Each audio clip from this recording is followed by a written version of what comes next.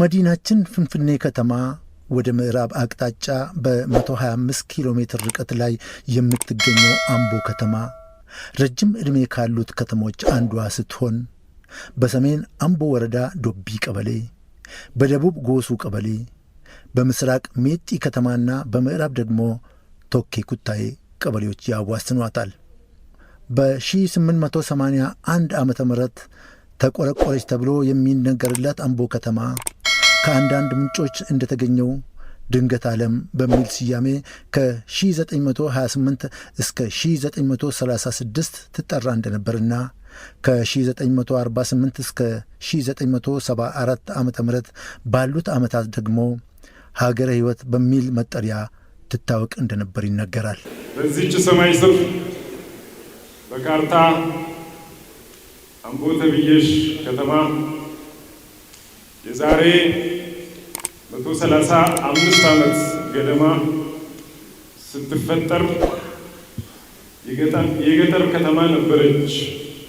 ይህ በእንዲህ እንዳለ የአምቦ ከተማ አመሰራረት ታሪክ ላይ ሊበን 3 ልጆች እንዳሉት እነሱም ወሊሶ ኩታይና አመያ መሆናቸውና የሊበን መኖሪያ ሰፈር በአሁኑ ሰዓት ኦዶ ሊበን በመባል የሚታወቅ ስፍራ እንደሆነ፣ ሊበን ለ3ቱ ልጆቹ መሬት ሲያከፋፍል ለአመያ በአሁኑ ሰዓት አመያ ተብሎ የሚጠራውን ወረዳ እንደሰጠው፣ ለሁለተኛ ልጁ ወሊሶ ደግሞ ከወሊሶ እስከ ግቤ ወንዝ ድረስ እንደሰጠው፣ ለሦስተኛ ልጁ ኩታዬ ደግሞ ከቶኬ ኩታዬ ወረዳ እስከ ግንደበረት ወረዳ ያለውን መሬት እንደሰጠው ይነገራል። አምቦ አካባቢ ያለውን ቀሪ መሬት ደግሞ አምባለፋ ብሎ ሰይሞታል ይባላል።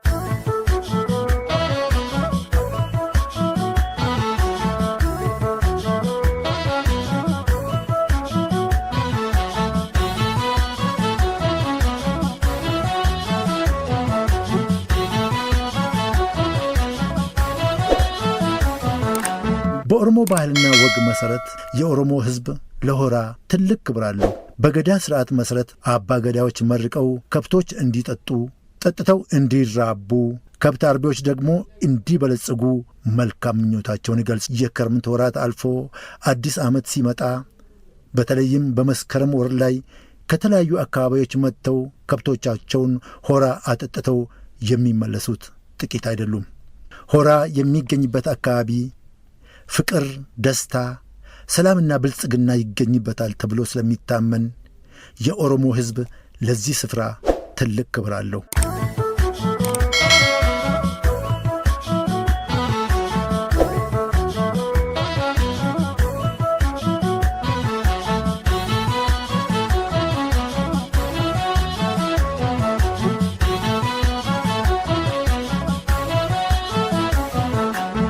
ሌላው በአምቦ ከተማ የሚገኘው ፍልውሃ በጸበልነቱ ለተለያዩ በሽታዎች ፍቱንና ፈዋሽ ሆኖ መገኘቱና የአምቦ ውሃ ማዕድን ፋብሪካ በ5 ኪሎ ሜትር ርቀት በሰንቀሌ ፋሪስ ቀበሌ መገኘቱ ደግሞ ሌላው የቱሪስት መስህብ ነው።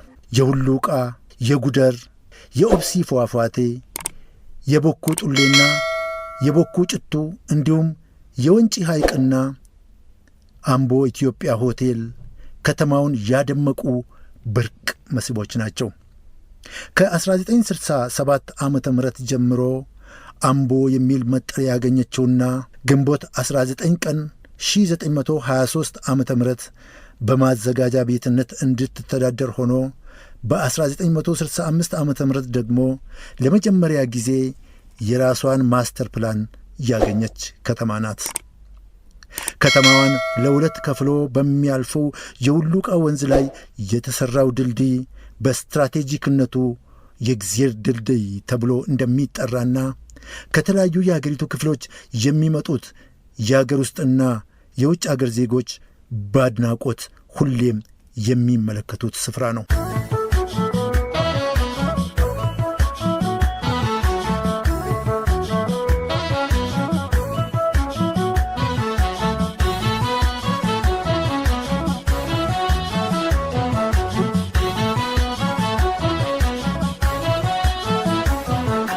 አምቦ በአርት ዘርፍ ለሰው ልጆች መብት ተሟጋቾችን እንደነ ሃጫሉ ሁንዴሳን ያፈራች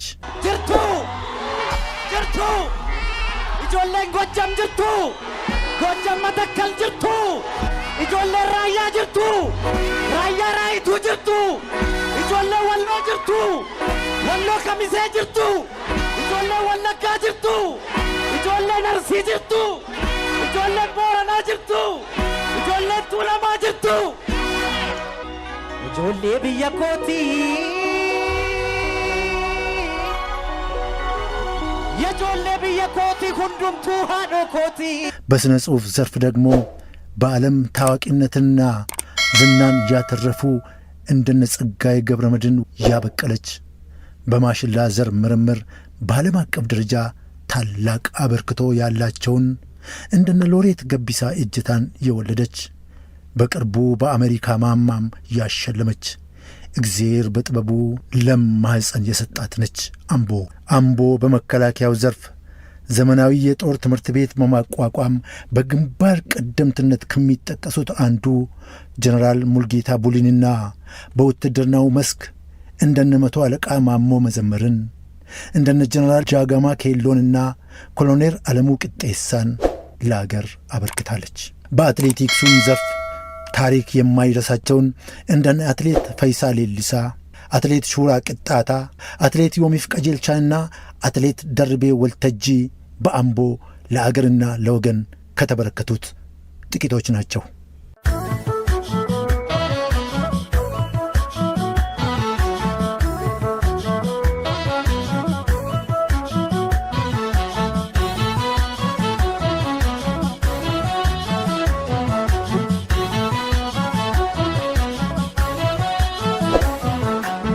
አምቦ ከተማ ከ1985 ዓመተ ምህረት ጀምሮ እስከ 2007 ዓመተ ምህረት ድረስ የምዕራብ ሸዋ ዞን ዋና ከተማ ሆና ቆይታ ከ2007 ዓመተ ምህረት ጀምሮ በአዲስ ሪፎርም ተጠሪነቷ ለኦሮሚያ ብሔራዊ ክልላዊ መንግሥት ሆኖ በስሯ 6 የቀበሌ መስተዳድሮች ከሁለተኛ ቢ ወደ ሁለተኛ ኤ እድገት ያሳየች ከተማ ናት። የአምቦ ከተማ የመሬት ይዞታ ክፍፍልም ለመኖሪያ ቤት 2184.4 ሄክታር፣ ለገበያ ማዕከል 322.5 ሄክታር፣ ለማኅበራዊና የማዘጋጃ ቤት አገልግሎት 438.4 ሄክታር፣ ለፋብሪካ ግንባታ 382.4 ሄክታር፣ ለመሠረተ ልማትና ትራንስፖርት አገልግሎት 912.8 ሄክታር፣ ለአካባቢ ጥበቃ ባዶ መሬት 4148.4 ሄክታርና ለሌሎች አገልግሎቶች 6.53 ሄክታር የተከፋፈለ ሲሆን አጠቃላይ ድምሩ 8398.53 ሄክታር ደርሷል።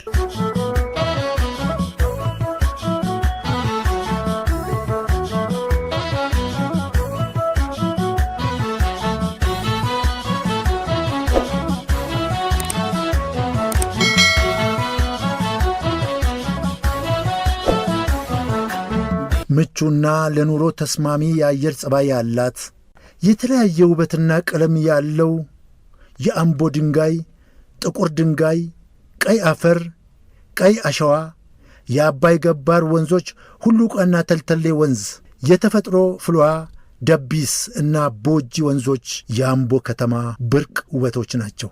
ከሕዝብና ቤቶች ቆጠራ በተገኘው መረጃ መሠረት በ2010 ዓመተ ምህረት የአምቦ ከተማ ሕዝብ ብዛት 119216 ሲሆን በአሁኑ ተጨባጭ ሁኔታ ከ152150 ሕዝብ በላይ በከተማይቱ እንደሚኖር ይገመታል። በብሔር ስብጥርም ከፍተኛውን ቁጥር ይዞ የሚገኘው የኦሮሞ ብሔር የሚኖርበት ሲሆን የአማራ፣ የትግሬና የተለያዩ ብሔሮችና ብሔረሰቦች ተቻችለው የሚኖሩባት ከተማ ነች።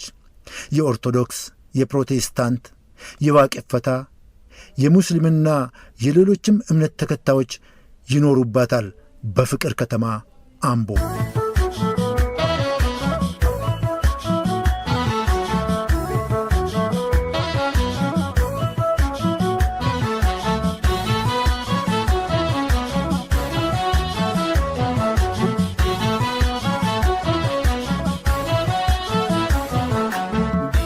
በምጣኔ ሀብት ልማት ሥራዎች አምቦ ስኬት ካገኘችባቸው ዘርፎች አንዱ የወተት ከብት እርባታ ሲሆን አስተማማኝ ሊባል በሚችል ደረጃ ላይ ያለችና በአጭርና ረጅም ዕቅድ ከአካባቢው ፍጆታ አልፎ ለሰፊ ገበያ ውጤቱን ለማቅረብ ተግታ እየሠራች ትገኛለች። በዶሮ እርባታ፣ በስንዴ እርሻና በጓሮ አትክልት እየተሠራ ያለው ሥራ እጅግ አበረታች ነው። በመሠረተ ልማት ግንባታም ተሰርቶ በመጠናቀቅ ላይ የሚገኘው የአምቦ ቀለበት መንገድ ለሀገር አቋራጭ ተሽከርካሪዎች የትራፊክ መጨናነቅን በእጅጉ ከማስቀረቱም በላይ ለከተማ ውበትና መስፋፋት ጉልህ አስተዋጽኦ አበርክቷል። የአምቦ ጉደር ደረጃውን የጠበቀ የመንገድ ግንባታም ሙሉ በሙሉ ሲጠናቀቅ ለአካባቢም ሆነ ለሀገር ሁለንተናዊ አገልግሎት የሚያበረክተው አስተዋጽኦ በቀላሉ የሚገመት አይሆንም። ከተማዋን ውብና ለኑሮ ተስማሚ ለማድረግ እየተደረጉ ካሉ ጥረቶች አንዱ የሁሉቃ ወንዝ ልማት ሁለንተናዊ ሥራ ዲዛይኑ ተጠናቆ ወደ ሥራ እየተገባ ሲሆን የአምቦ ከተማ ሁለቱም መግቢያ በሮች ተሰርተው ሲጠናቀቁ አምቦ በስሟ ልክ እንደ ተተነበያላት እንደ ኒውዮርክ ትደምቃለች። አምቦ ልጃራ አምቦ እንጂራ አከመጣሺ ኒውዮርክ ሊጎና። ለነዋሪዎች አርኪ አገልግሎት ለመስጠት ታስቦ እየተሠራ ያለው የከተማው አስተዳደር ሕንጻም በቅርቡ ተጠናቆ ሥራውን ሲጀምር ለከተማው ግርማ ሞገስን ያላብሳል። በከተማው ነዋሪዎች ተሳትፎ የተሠሩት ተጨማሪ የመማሪያ ክፍሎች እንዲሁም አዳርና የብዑረ ቦሩ ትምህርት ቤቶች በከተማው መኖርና መገንባት ለመማር ማስተማሩ ሂደትና ለነገው አገር ተረካቢ ትውልድ ቀረጻ ወሳኝ ሚና እየተጫወተ ይገኛል። በከተማው ያለው የመብራት ዝርጋታና የውስጥ ለውስጥ መንገዶች ግንባታ፣ የውሃና የስልክ አገልግሎት መኖር በዚህ ረገድ ከዚህ በፊት ይታይ የነበረውን ቅሬታ በእጅጉ የቀረፈ ሲሆን ለኑሮ ምቹና ተስማሚ ለማድረግ የሚደረገው ጥረት ጨምሯል። በሂደቱ ከተማውን ስማርት ሲቲ ለማድረግ የተጀመረው ሁለገብ እንቅስቃሴ ተጠናክሮ ቀጥሏል።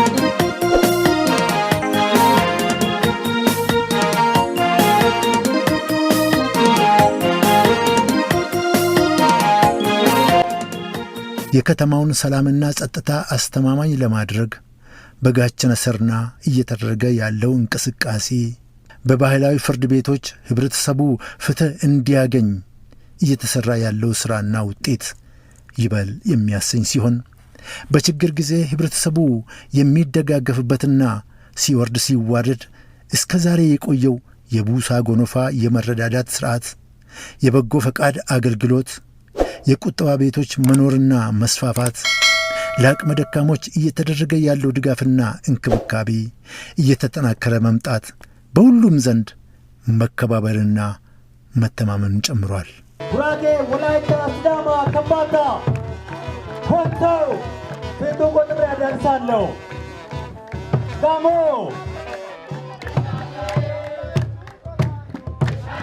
ሻላይ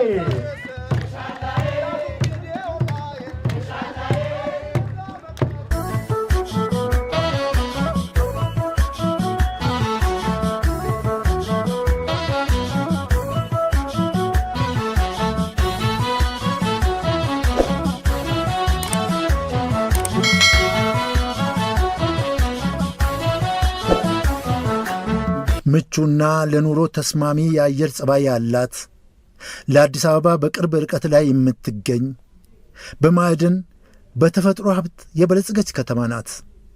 በተፈጥሮና ሰው ሰራሽ የቱሪዝም መስህቦች የታደለች ዘላቂና የተረጋገጠ ሰላም ያለባት ከተማ እንደመሆኗ ለኢንቨስትመንት ሊውል የሚችል ሰፊ የከተማ መሬት አላት። በመሆኑም በብዙ አማራጭ የኢንቨስትመንት ዘርፎች ተሰማርተው ኢንቨስት ለማድረግ ለሚፈልጉ ባለሀብቶች ሁሉ በሯ ክፍት ነው። አና ዱፉ እንኳን ደህና መጣችሁ ብላ ትቀበላችኋለች።